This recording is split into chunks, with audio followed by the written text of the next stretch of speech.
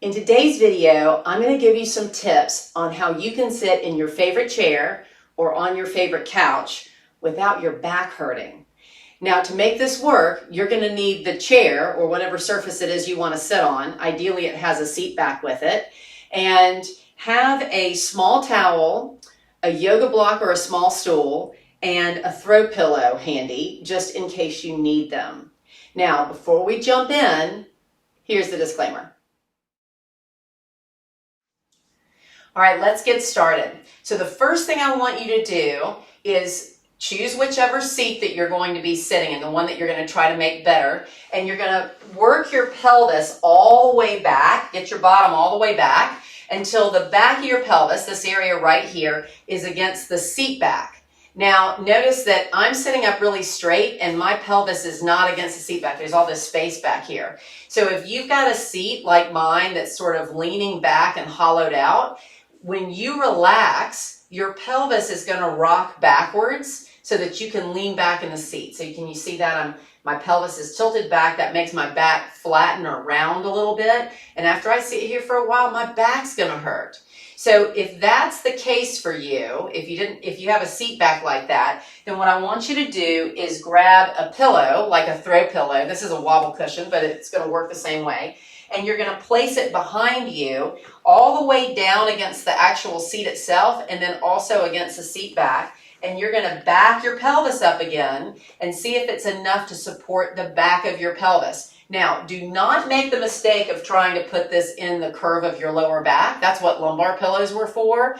And you probably know by now that they didn't really ever relieve back pain, right? So don't make it a lumbar pillow. Put it all the way down against the seat and get the back of your pelvis, this area right here, against that pillow. Now, what we're going for here is a vertical pelvis position. So earlier I showed you without the pillow, my pelvis wanted to rock back. It made me round my back, which hurts after a while. With the pillow back there, I actually have support against the back of my pelvis, and that allows me to have that nice vertical pelvis position. But let's say, for instance, that you already have that situation because you've got a straighter chair, you've got a chair that has more support in it. Or maybe you have the pillow back there and you still feel like you're wanting to slump. You're still feeling like your pelvis is trying to rock backwards. So if that's the case, you grab a little hand towel. So this is probably like the size of a towel that's hanging in your bathroom right now. And I just want you to fold it lengthwise in half and then fold it crosswise in half and then take that long side and make a little roll.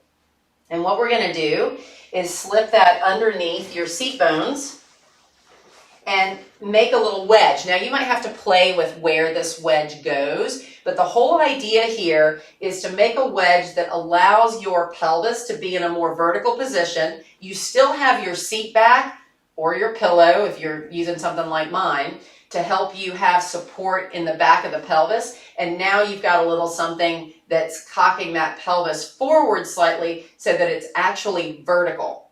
So the whole name of the game here is to get that pelvis in a vertical position that you don't have to work to maintain. So I don't want it to take you any effort whatsoever to keep the pelvis vertical. Once the pelvis is vertical, your spine is neutral, and all those deep core muscles that are meant to hold your spine in neutral position can now work at a very, very low effort level. So you don't need support back here. You just need support at the pelvis to keep that vertical position.